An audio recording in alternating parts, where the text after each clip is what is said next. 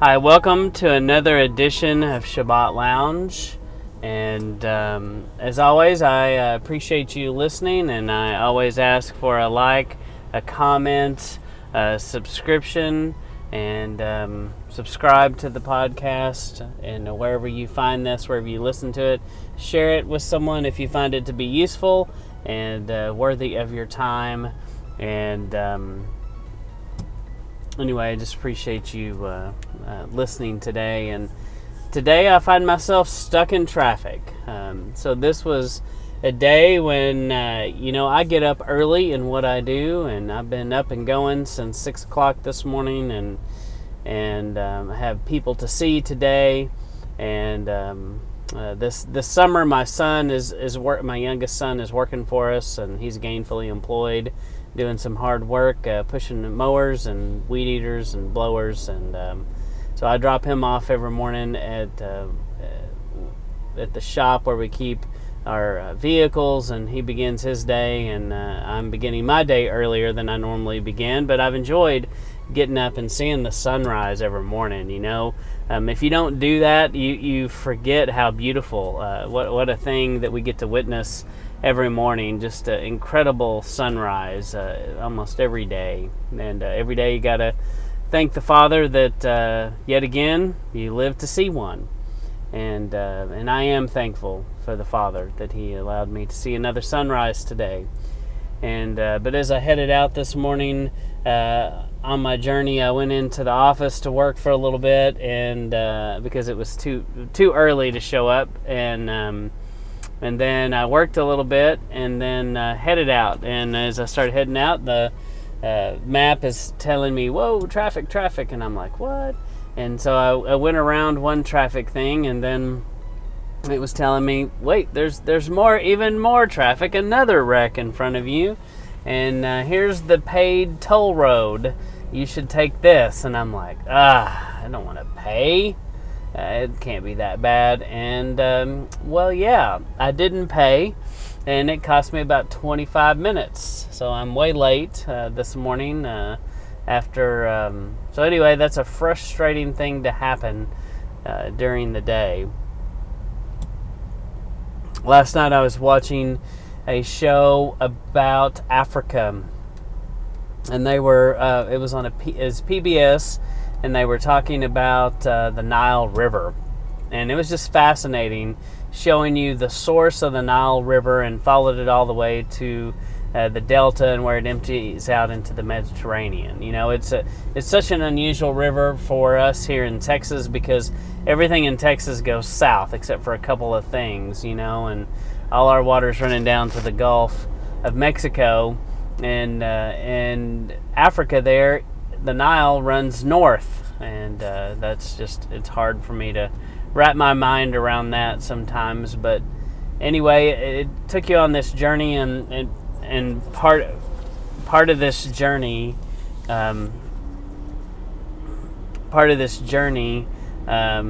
it showed this guy in Africa with his son building a canoe out of papyrus, and and how they had to go harvest the papyrus, and it takes a long time to build this canoe, and it also but it was cool because it was the father or grandfather, I'm not sure, but he was teaching the son his ways, and he was spending time with his child, and I told my son, I was like, man, we have such a cush life, because not only do they have to build this by hand, but it's made of papyrus, which is a reed, and they don't last very long, and so every little bit they got to redo this. It only lasts a couple of years, if that long, and you got to rebuild your boat. But it didn't really cost much money. He had some rope that he had to buy, and other than that, it was all stuff that he did with his own labor, and the things that the Father provided. But I looked at that, and in a lot of ways we go, man, that life looks so hard. I'm so thankful that I don't have to live that life every day, where they're basically living in a hut, and they walk everywhere they go. There's no air conditioning, there's no running water, there's no showers, there's no toilet, and everything they have, they're trying to sustain together with the tools and the things that grow around them and use them. And in a lot of ways, that just seems overwhelming in the life that we live. And how ironic for me to watch that show last night about living that simple life. And here I am, staring at a sea of red taillights as far as I can see in the east. And, my life seems so far apart from that man and that child. But the reality of it is, our roots, our agricultural roots that we read about in the Bible, much more closely resemble the man building the canoe with the son. And there is a reason for that. That is the way the Father intended for us to be.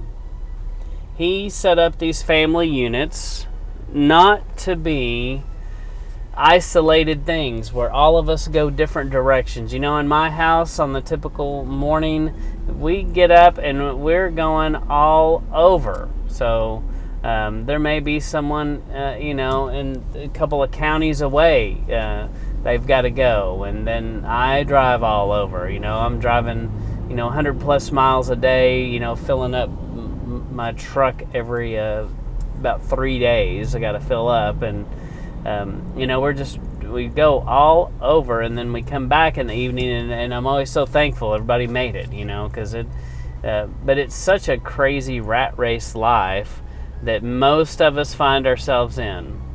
And I don't believe that is from the Father. It absolutely isn't, because the Father intended for our families to be together. He intended for our families to be close and work together and play together, live together and eat together, fellowship together.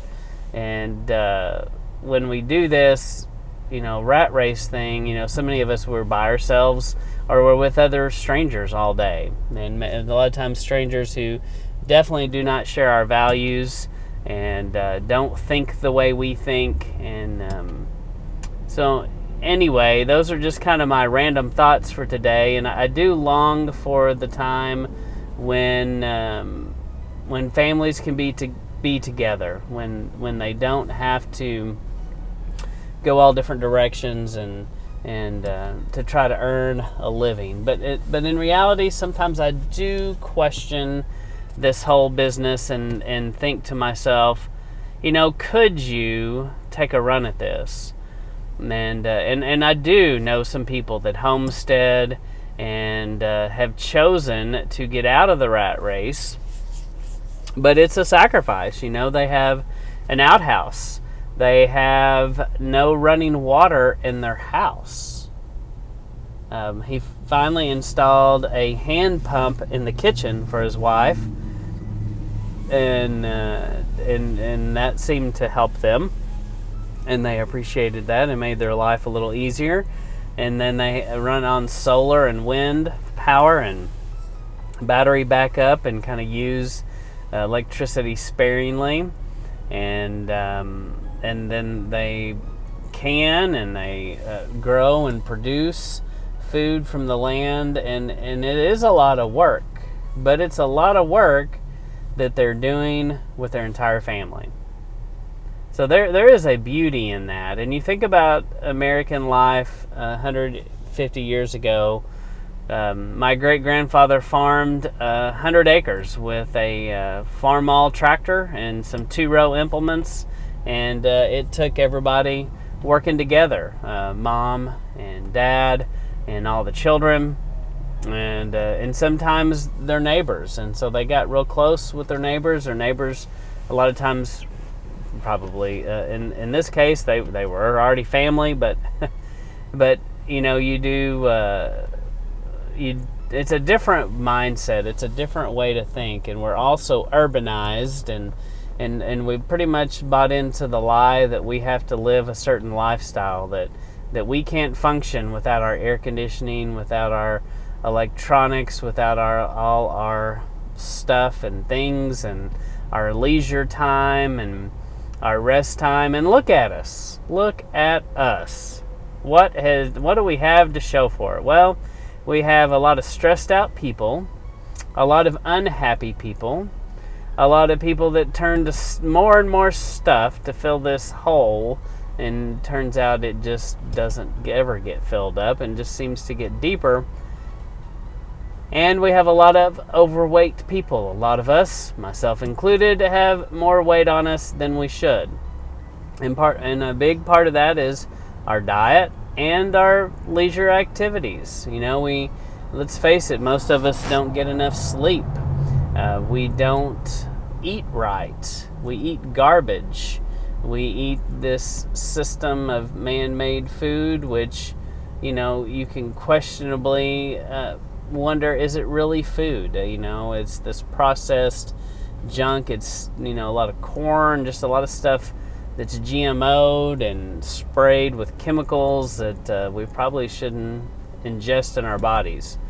But yet, once again, we have allowed this world to be so hijacked, and mankind continues to buy the lie that basically was told at the garden and has been told forever, that we can be as smart as God. We can know what He knows and do things as good. We can actually play God. Look at how we can make the desert bloom. We can take places like Arizona, Saudi Arabia, in the deepest, driest, largest deserts in the world. We can drill holes in the ground and produce water wells and produce crops and throw enough fertilizer on it to make anything grow. And we can. A lot of people say we can change the weather. It doesn't take much research, and you'll see that there's evidence that we have seeded clouds, and we've caused it to rain and steered storms, and we know that that kind of thing has happened. Since the 50s, we've been able to mess around with weather and kind of get it to do things we want it to do. So, and then look at all the stuff we do with life. We decide we're going to murder all the babies under 2, basically. It sounds very biblical, very familiar, doesn't it, with what we saw in Yeshua's day and then in Moses' day at the Nile River. Definitely the enemy is coming hard at us and is trying to take us out. And one of the easiest things one of the best illustrations I've seen in this was in Chronicles of Narnia. Yes, I've learned a lot about C.S. Lewis, and I'm not as crazy about C.S. Lewis as I used to be, but there is some truth in Chronicles of Narnia, and they go into this house where there's all these pleasures and these fun things, and it kind of looks like Las Vegas for these kids, and there's candy, and they just keep eating this stuff, and pretty soon they've lost all track of time, and they have no idea that they've been in there for days, and it feels like they've been in there for 5 minutes. And that's exactly what is happening to so many of us. We get sucked into our phones, sucked into work, sucked into a game, and we just lose all track of time and have no idea. And so, me getting stuck in traffic this morning, how does that relate to all this stuff? Well, it does, because it has forced me to slow down today. And I have a busy day, and I just want to go, and get it all done as fast as I can. So I don't, mostly so I don't have to work late this evening. And, but it does, every day I get this challenge. I got this mountain of work that I've got to accomplish, and the faster I get it accomplished, the faster I get to come back home. And just watching the cars in front of me and watching watching how they change lanes and move back and forth and left and right, and nobody can, seem to be happy, and just everyone's in such a hurry. But this morning, if I have anything to say, it's, slow down. Slow down, spend time with your children, and make sure that that you instill those values in your children. Make sure that you work with your children, that you teach your children how to work, and you do that while they're young. Don't wait till they're teenagers to decide, boy, it's time you learn how to work. I'm going to get you up over early in the morning, and you're going to get out the door and you're going to work like the rest of us. Well, if you wait till they're teenagers, I'm afraid that's too late, and that's going to be really, really hard for them to do. But if you start when they're little, and that's the way all this is, if we start when they're little and we train them up as we go, and the Bible does say train up a child in the way he should go, so that when he is older he will not depart from those ways. That is so true. And so it starts when they're little, and you got to train them up right, and don't let time slip past you. And just like years ago, I went to a conference, and this guy talked about how his kid always wanted him to build a fort. And he's like, yeah, I'll get to that one day. And he never does. He just never, ever built the fort for the kid. And what do you know? The kid grows up, he's like 20, and they never, ever did that. And so he wrote this book called Build the Fort Today. And the whole premise of the book was, when those things happen and come up, man, you just got to do it. You can't put it off and not do it. You just sometimes gotta do it while you're thinking about it and make it happen. So anyway, I just encourage you to slow down and enjoy your family, enjoy time with the people that you love the most, and just don't take this life for granted. Just don't assume that it's always going to be exactly the way it is now. And you just can't make that assumption.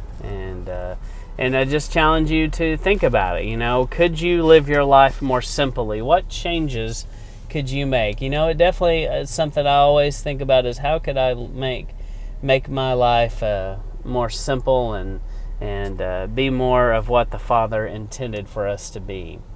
And I certainly don't have that figured out, and you probably don't either. And I just encourage you to work towards that, work towards more peace in your life, more, and just realizing that the Father didn't promise us a cakewalk life. He didn't promise us that that this task of life is going to be easy, but I do hope and pray for you and your family that you can have peace and joy and love and abundance. And I do want to thank you for tuning in to Shabbat Lounge and giving this a listen. And I ask that you give it a like, subscribe. Please share it with someone if you find it useful, insightful, encouraging. And once again, thank you for listening to Shabbat Lounge.